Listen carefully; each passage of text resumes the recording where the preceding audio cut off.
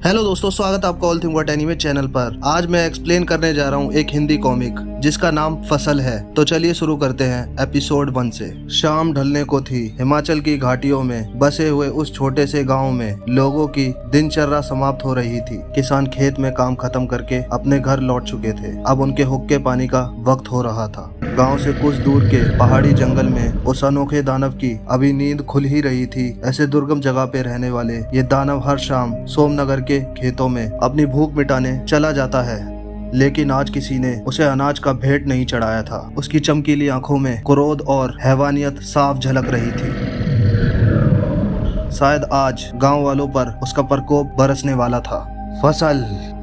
शाम के 10 बज रहे थे। सोमनगर में दूर से ही लालटेन की रोशनी दिखाई दे रही थी। गांव नेशनल हाईवे से बहुत दूर नहीं था, फिर भी पहाड़ी प्रदेश में होने के कारण रास्ते रात होते ही सुनसान हो गए थे।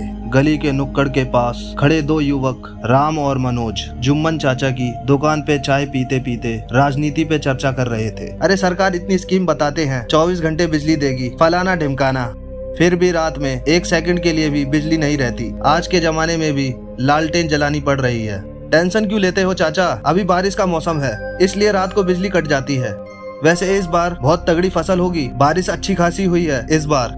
जुम्मन चाचा थोड़े दुखी स्वर में बोलते हैं। इस बार का तो मुश्किल ही लग रहा बेटवा, फसल ज्यादा अच्छी नहीं होगी लग रहा। कीटनाशक काहे नहीं डालते हो चाचा, खाद से फसल बढ़ाने की कोशिश करोगे तो वक्त तो लगेगा ही। अरे ना बेटवा, हमारी फसल खाद से ही बढ़े तो अच्छा रहता है, भले ही वक्त लगे लेकिन अनाज की क्वालिटी भी तो बढ़िया मिलेगी। तभी ऑटो वाला राजू ने दुकान के सामने हड़बड़ाते हुए ऑटो खड़ा करा।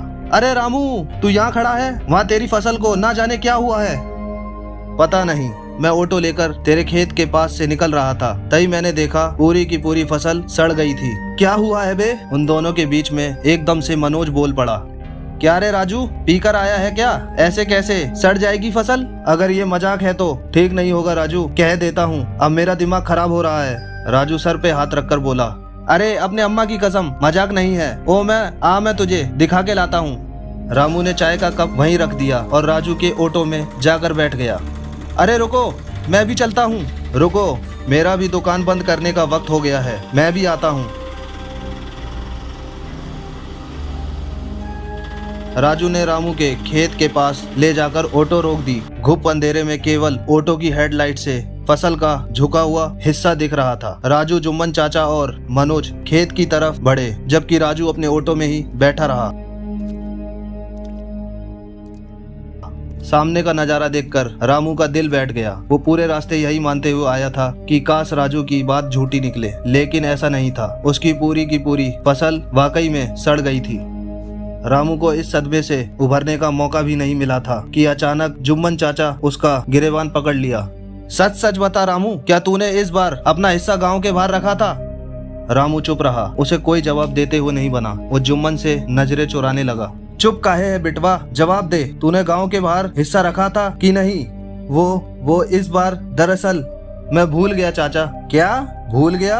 हरामखोर, ये भूल गया कि साल के इस वक्त में अपनी फसल का एक हिस्सा खेत से बाहर काट कर गाँव के बाहर रखते हैं ताकि गाँव में पिशाच का प्रकोप ना फैले। अब तू तो मरेगा ही, साथ में पूरा गाँव भी मरेगा। वो पिशाच किसी को नहीं छोड़ेगा।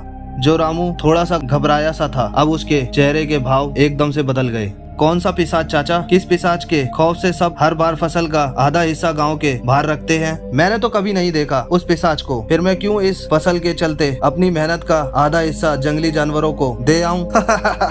अरे मूर्ख इंसान, पिशाच तूने इसलिए नहीं देखा क्योंकि हमेशा सब लोग नियम से इस रिवाज का पालन करते हैं। ना जाने इस बार क्या होगा, सोच कर ही मेरा दिल कांपे जा रहा है। मनोज का चेहरा लाल पड़ गया था। तुझे हमारी प्राचीन लोक कथा का सम्मान करना चाहिए था रामू। भले ही तू इस गांव में नया है, तुझे सबसे पहले ही हमारे गांव के इतिहास के बारे में बता दिया था। तूने सिर्फ इस प्रथा का अपमान ही नहीं किया बल्कि हमारी जान भी खतरे में डाल दी। ये सब बस मनगढ़ंत कहानियां हैं। मुझे यकीन है गाँव के ही किसी व्यक्ति ने हमारी फसल में कोई रसायन डालकर इसे बर्बाद किया है। जिसे तू काल्पनिक पिशाच कह रहा है ना, गाँव वाले उसे फसल का देवता मानकर उसकी पूजा करते हैं। कल सुबह तक मैं उसका पता भी जरूर लगा लूंगा। हमारे यहाँ मानना है कि पैशाचिक शक्तियों की वजह से ही हम कम बारिश में भी इस गाँव की फसल बेहतरीन होती है। बदले में पिशाच बस एक फसल का हिस्सा चाहता है। तुझे एक हिस्सा देने में इतनी तकलीफ हो गई। बात सिर्फ एक हिस्से की नहीं है जुम्मन चाचा। अगर गांव वाले ऐसी बेतुकी बातों पर यकीन करना चाहते हैं तो करें। आप सभी लोगों से एक ही उम्मीद तो नहीं रख सकते हैं ना। मैं नहीं मानता कि फसल देवताओं को जिसको जो करना है वो कर ले। अरे अब तुम लोगों को क्या हुआ, इतना घबरा क्यों रहे हो?